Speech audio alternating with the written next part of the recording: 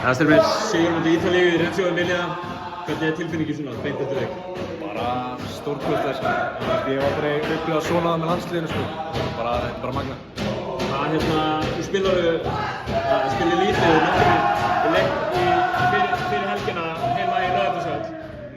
Eru að koma inn á núna bara strax í fyrsta leikluta og virðist bara algjörlega óhættir. Hvað letur maður þessi gegnum og hvað fór í gegnum hausinu þar? Ég meina, Craig talaði mig í gær í matnum og sagði mér bara, að ég kemur snemma inn á í dag og ég vil bara vera aggressiv og ekki bíða eftir að koma eitthvað tími. Það er sem ég gerði og ég fór bara á köruna þegar ég gat það og mér leiði bara þægilega inn á. Það var ekkert eins og ítalska liðið væri að gefa þetta eftir þetta, það var bara svona frekar eins og íslenska liðið væri bara öllu betra á flestu vígstöðum. Þetta er saman því. Ég meina, við komum bara með íslensku geðvíkinn inn í þetta og bara pökkum þau saman hérna. Ég spurði Kristján eins og líka hversu góð tilfinning var það að ná að kveða niður húsið í hvert einasta skipti sem það fór áhlaup í gang? Það var gaman sko.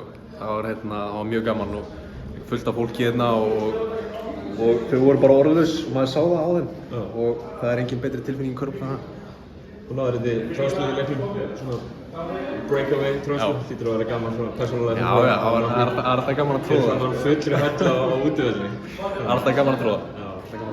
En það er nóg eftir á þessu móti, ég meina það eru 2 leikir núna í febrúar sem eru mikilvægir, en gott fyrir væntanlega sjálfstraust og fleira að ná þessum sigri hérna.